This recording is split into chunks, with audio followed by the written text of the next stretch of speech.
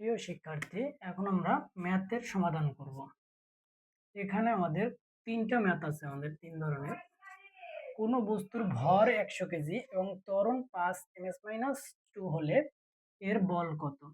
পরেরটা ছিল 500 নিউটন বলের কোনো বস্তুর ত্বরণ 5 ms-2 হলে এর ভর কত? তৃতীয়টা ছিল 500 নিউটন বলের কোনো বস্তুর ভর 100 কেজি হলে এর ত্বরণ কত? আমরা 1 নাম্বার সমাধান করি। প্রথমে দেওয়া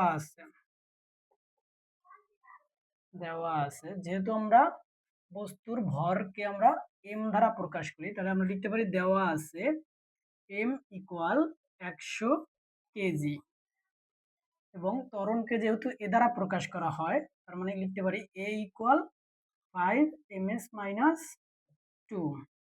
আর বের করতে হবে আমাদের বলরে আমরা এফ দ্বারা প্রকাশ করি, তাহলে এফ ইকুয়াল হট। এরপর লিখবো আমরা জানি বল এফ ইকুয়াল এম এ। তাহলে আমাদের এম এর মান হচ্ছে 100 এবং এ এর মান হচ্ছে 5। তাহলে আমাদের কত আসলো? 500 নিউটন। 500 নিউটন, এটা আমাদের 1 নং। এরপর হচ্ছে আমরা 2 নং করি। আমরা যদি লিখি দেওয়া আছে যেহেতু বলকে আমরা এফ দ্বারা প্রকাশ করি, তাহলে এফ ইকুয়াল 500 এবং ত্বরণ দেওয়া আছে এর মান এ ইকুয়াল 5 এবং বের করতে বলছে আমাদের ভর মানে এম ইকুয়াল হট। লিখবো আমরা জানি এফ ইকুয়াল এম এ।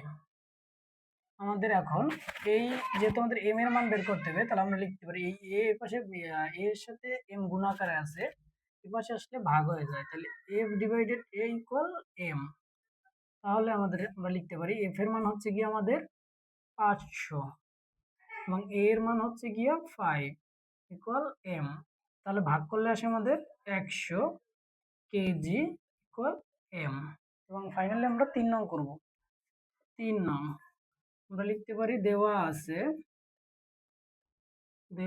আছে যেহেতু আমাদের বলরে আমরা এফ দ্বারা প্রকাশ করি, তাহলে এফ ইকুয়াল 500 নিউটন।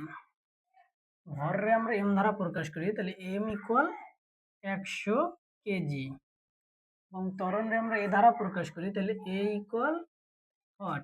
এরপর লিখবো আমরা জানি এফ ইকুয়াল এম এ।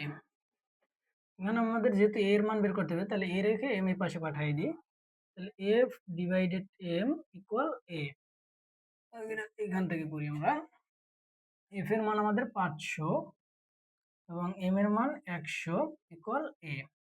কাটাকাটি আসলে 5 ms-2 ইকুয়াল এ।